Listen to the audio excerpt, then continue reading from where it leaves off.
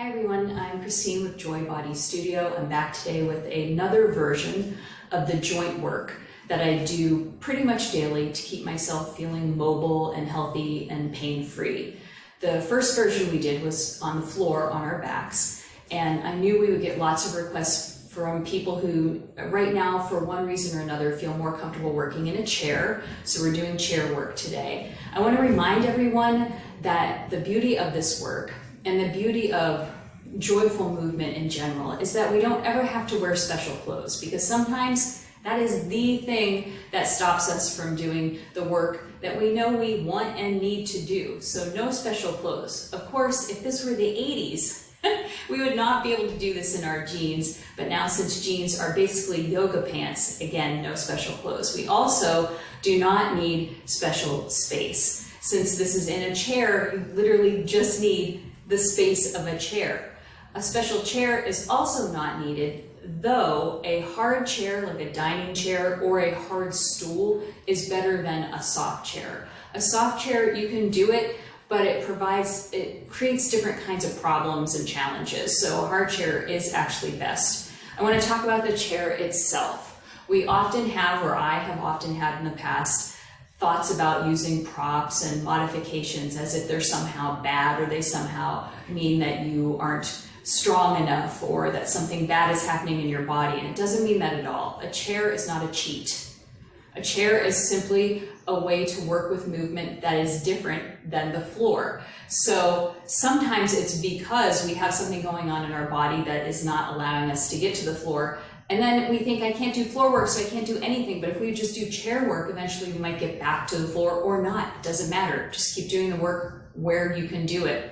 Also, doing work in a chair is good for everyone, regardless of your ability to get up and off to the floor and up again, regardless of that.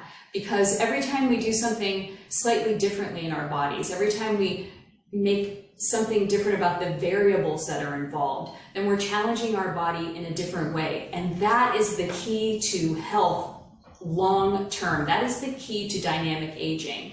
The constant changing and seeking and experimenting and playing with how we think we do movement. So we'll get started. Just like last time, I'll only be doing a few reps of each, but I encourage you to do more, or just do the number that you can do that day. Remember that you could do these as soon as you get up. If you're sitting in a chair drinking your coffee, you could start working in your joints. There's no reason why you can't do both at the same time, unless you were me, and I wouldn't be able to do both at the same time. So we'll come into our feet. We'll really squish the balls of our feet into the ground to get this circle motion going in our ankles. This is the one spot in the body where I won't reverse the circle. And if you try to reverse the circle, you'll see why. It does not feel like it's a good thing in the ankle to go the other way. It's really not built to do that. So we'll circle outward just for a few. I love these. And really squishing the balls of the feet into the ground, like I said, and the toes, just squishing, because it gets it more up into that ankle. And we'll go to the other side. Just a little bit.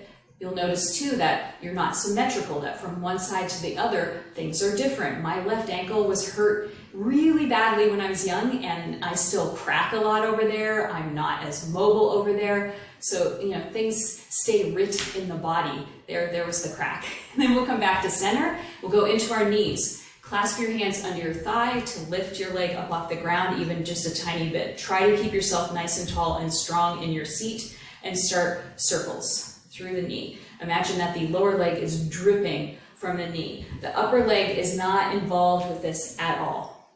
And go the other way. And I'm getting nervous because Begonia is at the computer right now. Oh no. Come back to center and go to the other side. Begonia, start again. If you're going to watch my videos long term here, you're gonna see a lot of cats. And go the other way. And you'll see me talking to cats. That's just the way it is in this house.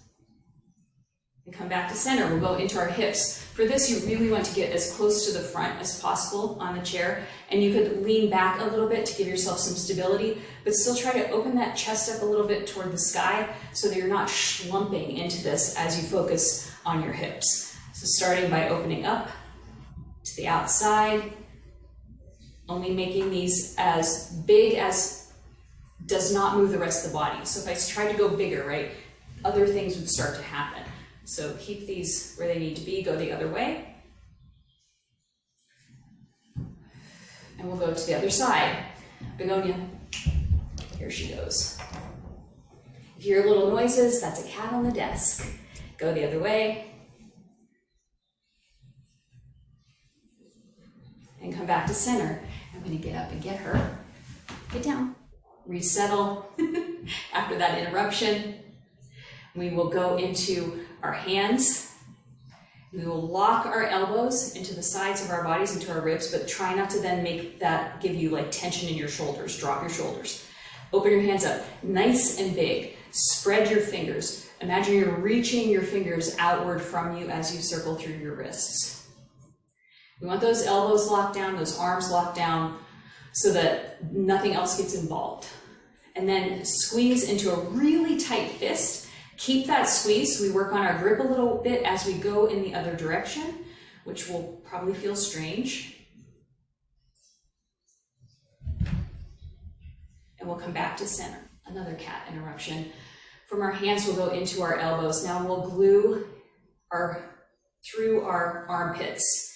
Free up the elbows, but keep the armpits very tight and start to circle through your elbows.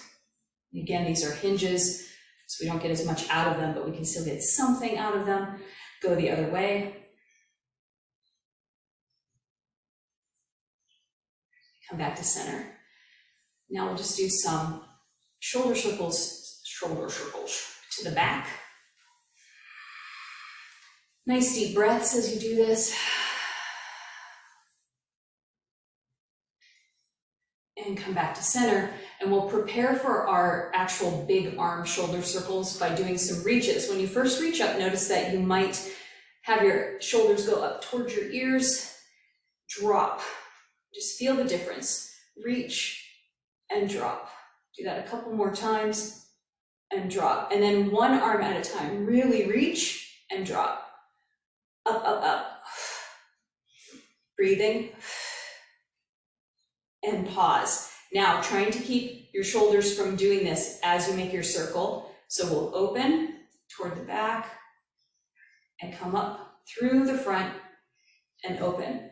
Now, another advantage of being in the chair and not lying on our backs on the floor is we can make this a little bit bigger. So if you can go a little bit behind yourself, do so.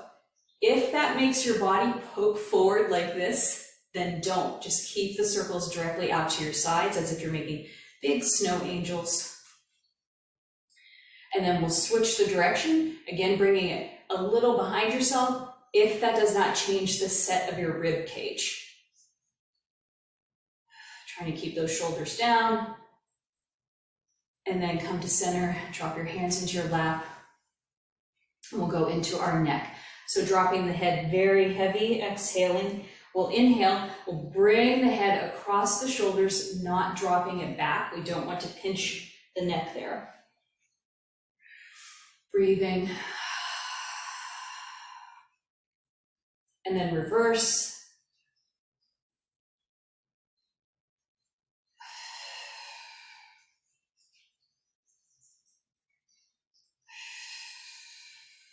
And bring your head to center.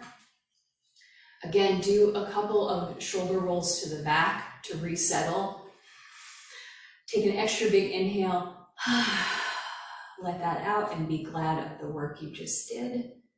Take a moment to feel the effects and take a moment to be proud of yourself for taking these minutes for yourself. And I will see you soon with more.